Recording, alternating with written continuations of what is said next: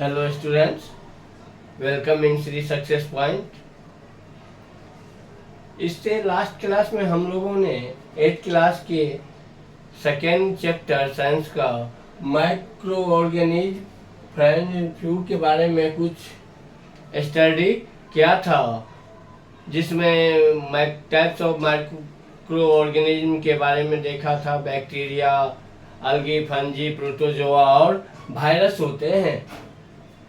अब next topic है सूक्ष्म जीव कहाँ रहते हैं। वेयर डू माइक्रो ऑर्गेनिज्म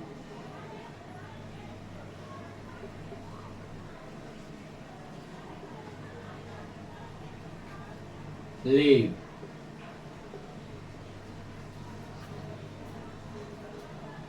तो सूक्ष्म जीव कहाँ रहते हैं?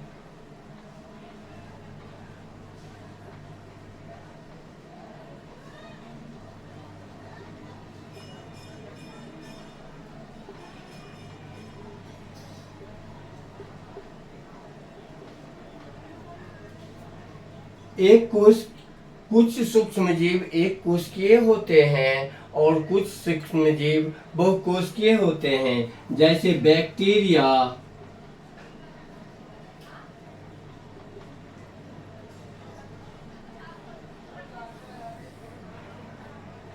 अलगे, प्रोटोजोआ, इनके कुछ किस्म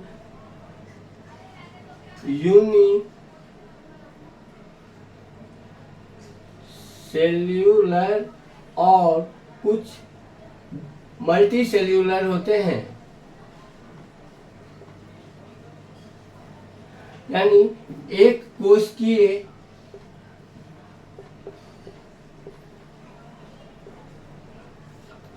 और कुछ सूक्ष्म जीव बहुकोशिकीय होते हैं।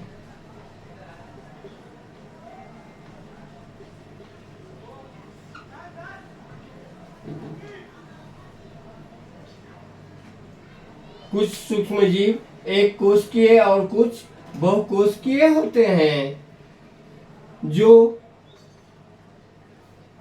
बर्फीली, शीत, उष्ण, दलदल और मरुस्थल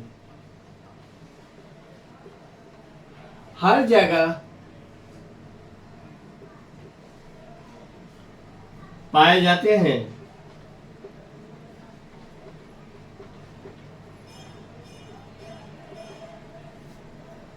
कुछ जीव या पौधे के अंदर और कुछ स्वतंत्र रूप से पौधे के पर आश्रित और कुछ स्वतंत्र रूप से रहते हैं।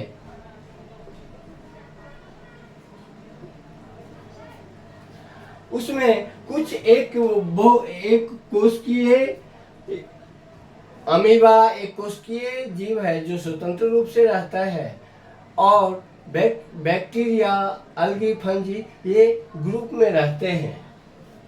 अब बैक्टीरिया के बारे में यदि हम देखें,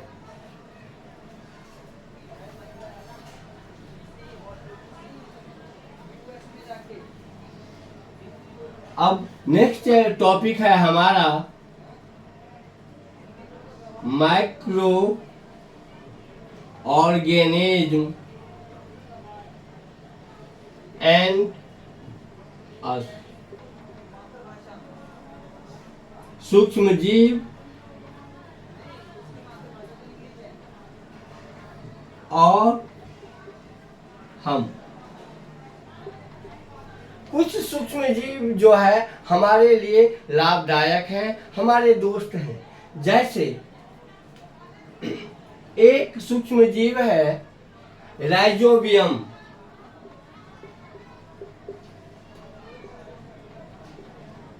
ये राइजोबियम जीवाणु दलहन वाली पौधे की गांठों में पाई जाती है, कि जड़ के गांठों में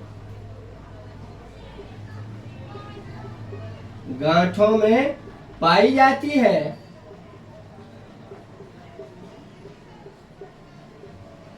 जो वातावरण के नाइट्रोजन को नाइट्रेट में परिवर्तित कर देती है और मिट्टी की उर्वरा शक्ति या नाइट्रोजन के पोषक तत्वों की कमी को पूरा कर देती है, उसमें बहुत मददगार है। तो राइजोबियम जीवाणु हमारे दोस्त हुए, जो वायुमंडलीय नाइट्रोजन को नाइट्रेट में परिवर्तित करके मिट्टी को, धरती के उर्वरा शक्ति को बढ़ा देता है, पोषक तत्वों की कमी को पूरा कर देता है। जो वायुमंडलीय नाइट्रोजन को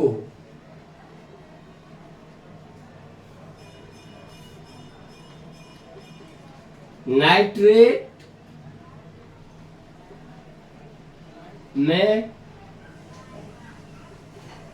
परिवर्तित कर उसका स्थिरीकरण करता है,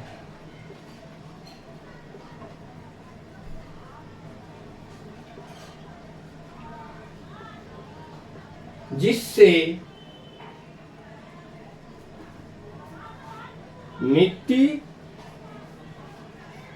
को नाइट्रोजन जैसे पोषक तत्वों की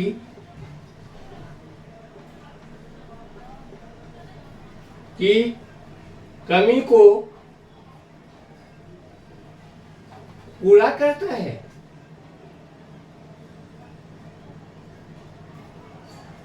अतः जीवाणु को हम अपना दोस्त मान सकते हैं। दूसरा, दूध से दही बनना, केक बनना और पनीर बनना, ये सब इडली और डोसा में जो है सारे जगह जीवाणु के रोल हैं। जीवाणु यूज की वजह से ये सब सारे काम होते हैं। तो जीवाणु का सेकेंड, जो दूसरा सबसे बड़ा उपयोग कहेंगे, जो दूध से दही का बनना।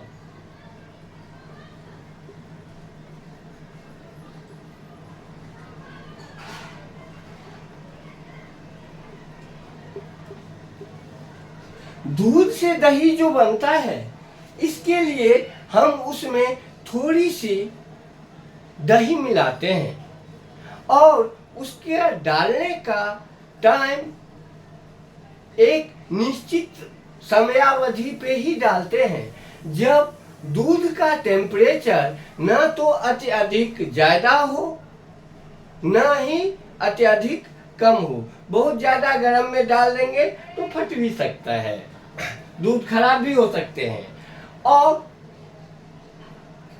यदि बहुत कम तापमान में डालेंगे तो जीवाणु बहुत तेजी से अपना वृद्धि नहीं कर पाएगा, जिससे दही अच्छा नहीं जम पाएगा। तो क्या होता है, दही को उचित तापमान पे हम लोग डालते हैं। उसमें तापमान में थोड़ी सी दही मिलाते हैं।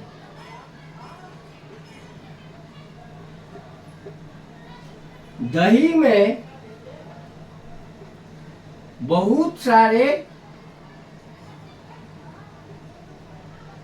से जीवाणु होते हैं,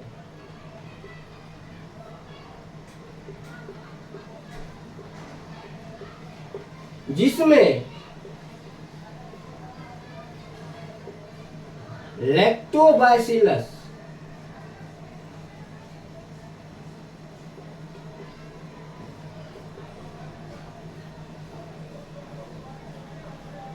लेक्टोबैसिलस नामक जीवाणु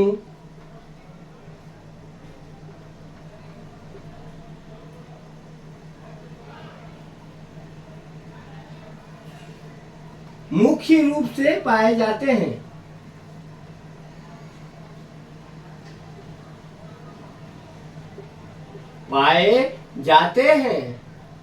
जो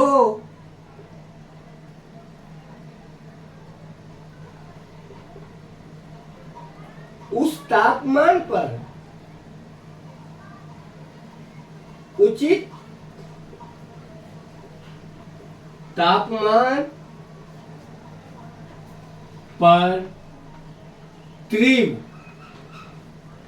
गति से वृद्धि कर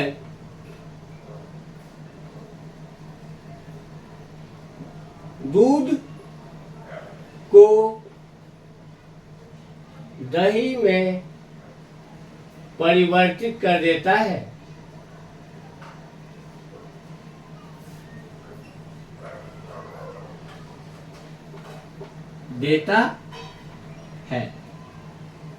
यानी दूध से जो दही बनता है इसमें भी बैक्टीरिया का बहुत बड़ा रोल है।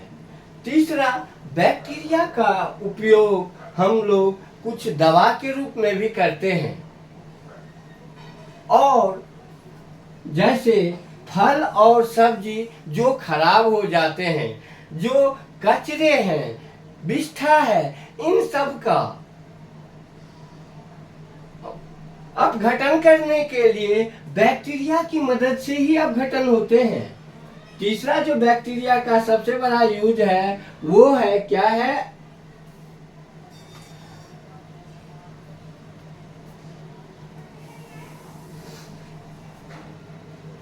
बैक्टीरिया का तीसरा यूज क्या है? फल, सब्जी के अपशिष्ट, फल, सब्जी एवं जीव जंतु के अपशिष्ट को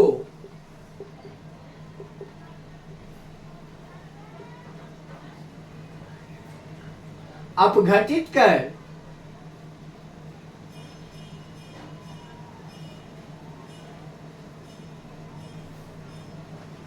स्वच्छ पर्यावरण का निर्माण में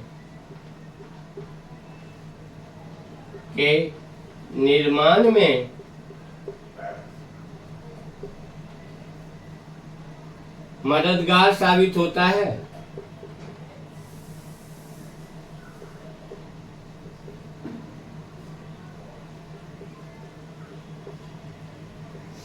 इस तरह से जीवाणु को हम अपना दोस्त कह सकते हैं। क्या क्या हमने जीवाणु का यूज देखा? सबसे पहला यूज देखा हम लोगों ने, जीवाणु दूध से दही जमाने में यूज होता है। फल सब्जी के जो अपशिष्ट है उसके अपघटित करने में यूज होता है। इस तरह से जीवाणु वातावरण के नाइट्रोजन को नाइट्रेट में परिवर्तित कर मिट्टी की उर्वरा शक्ति बढ़ाने में भी मददगार साबित होता है। इस तरह से लगभग 3 यूज और 3 तरह से मदद तो हमारा कर ही रहा है। वह पर्यावरण को शुद्धि करता है, अपशिष्ट फल सब्जियां कचरे जो हैं उस अपशिष्ट को अपघटित करके और स्वच्छ वातावरण पर्यावरण के निर्माण में हमारा मददगार होता है। दूसरा जो है क्या है?